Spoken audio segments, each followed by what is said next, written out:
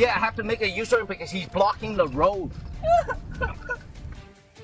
An apparent case of road rage now making its way to court. Now at 6, what the driver is being charged with as he heads to court for the first time this morning.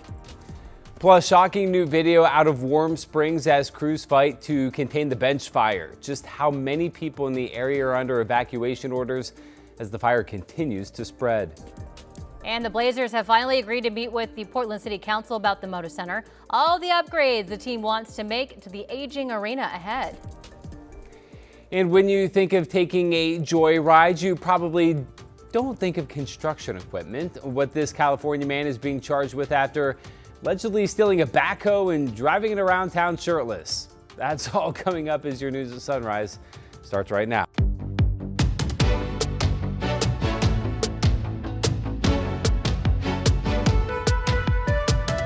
Good morning, and thank you for joining us on your Thursday. I'm China Green. And I'm Matthew Herchick. Glad to have you with us today. Chris is off, so it's just Rod, but hey, Rod's enough. That's all we need. I say, could be worse. Well, maybe not. It's a rhetorical question I shouldn't ask.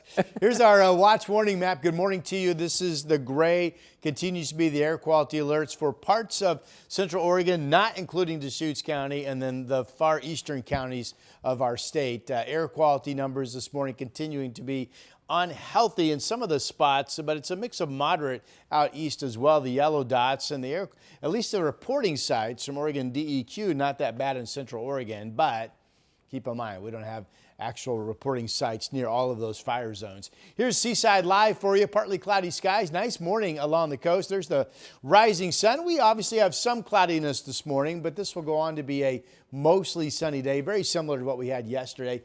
57, the Shalem Tasting Room camera out in Sherwood. PDX is at 60. I have a sunny at noon, 71, and then warming up to 82 at 5 o'clock. All right, as we mentioned, Chris is off. So far, not seeing any noticeable issues on the freeway drive. Coming in from Brookwood Parkway out of Washington County, that's a 64 mile per hour clip, 12 minutes to get in. And then coming in from the east side, Marine Drive on the Banfield into the I-5 split is 15 minutes. And also no issues coming up from Wilsonville and I-5 into downtown Portland. Back to you. Thank you, Rod. Well, breaking news out of Fairview. The Multnomah County Sheriff's Office is on the scene of Chinook Landing Marine Park, where they are investigating reports of shots fired overnight. This is video of the scene from the last 30 minutes. The call came in just after 12:30 this morning. So far, we don't know whether anyone was hurt or if deputies have a suspect. We do have a crew at the scene, and we'll continue to keep you updated as we learn more information. The man accused of driving in reverse for over a mile in Beaverton is expected in court today. We showed you this video yesterday showing an apparent road rage incident where Armin Hastings allegedly followed a couple, intentionally swerving into oncoming traffic and driving backwards. The 29-year-old has pleaded not guilty to 4 new charges, including reckless driving and menacing. He's expected to make his first court appearance at 9. Another North Plains city leader is out of office. Mayor Aaron Dumbrow just resigned just a day after the city manager stepped down.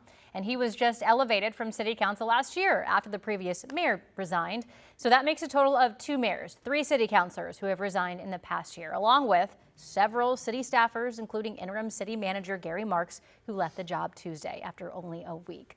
Dumbrow said he was no longer able to run the city because of concerns about how current and former city councilors were operating. A source out of Seattle tells our sister station King that the city's police chief might be out of a job.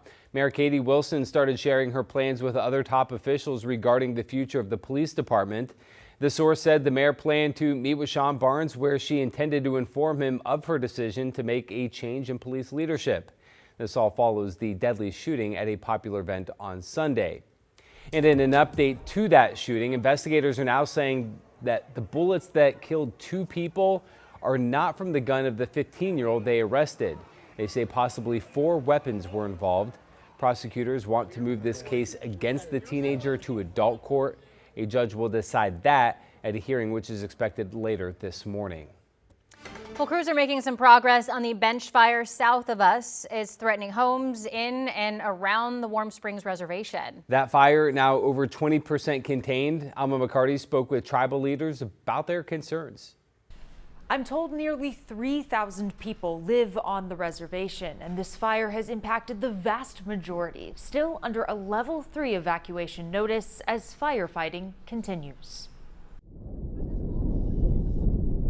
This was the bench fire Friday, with flames lighting up the night sky. When I looked out and looked over at the fire initially last week, I thought it was done. But since then, the fire has only ballooned in size. The wind would just shift, and 90 degrees within minutes, it would just go the other way. And it ran so fast because a lot of it, some of the grasslands, it just skidded along the top. Edward Henderson, Secretary Treasurer and CEO of the Warm Springs Tribe, says every acre burned in the 60,000-acre fire comes with more anxiety and fear. As the tribal members were having to move and the stress of everything, and it's very, very, very stressful.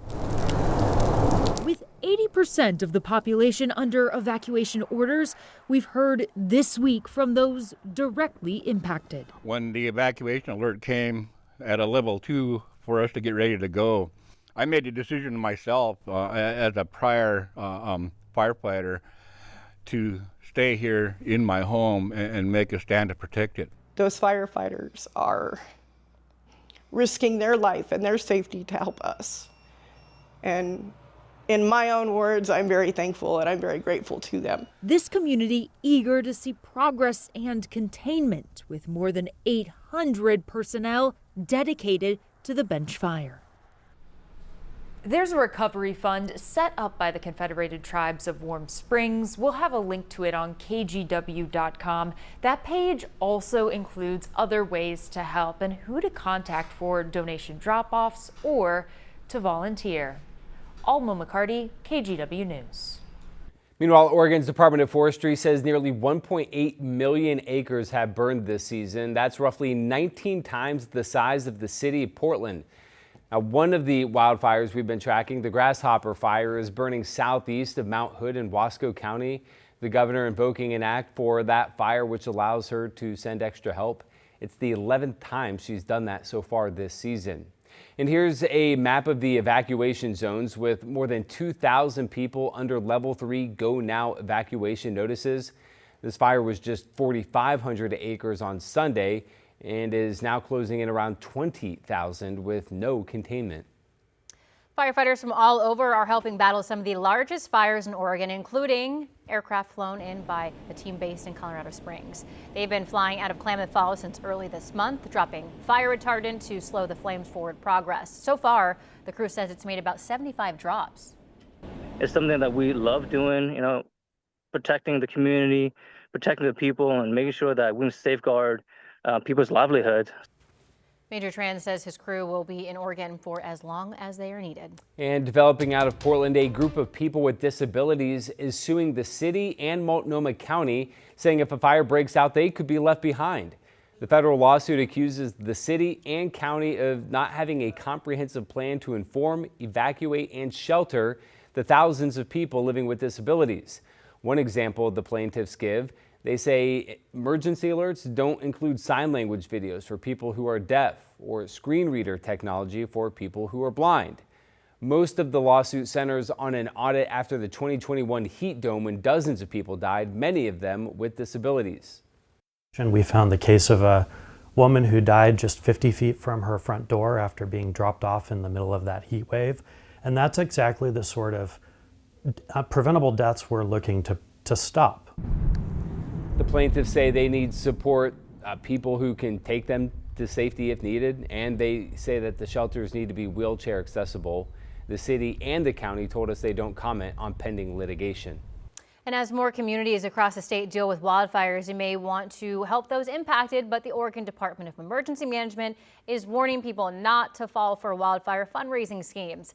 The agency says scammers often exploit people's generosity during crisis by creating these fake fundraisers.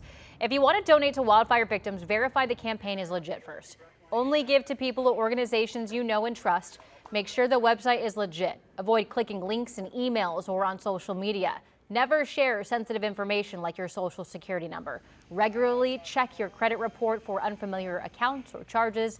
If you suspect identity theft, file a complaint and consider freezing your credit. And if you think something is fraudulent, report it.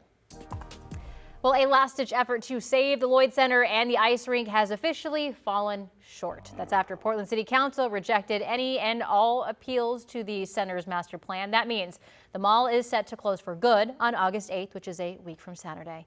The redevelopment plan now is to transform the neighborhood into a mix of housing, retail spaces, and parks. Portland City Council is set to meet this morning to discuss the city's opening offer for the Moda Center.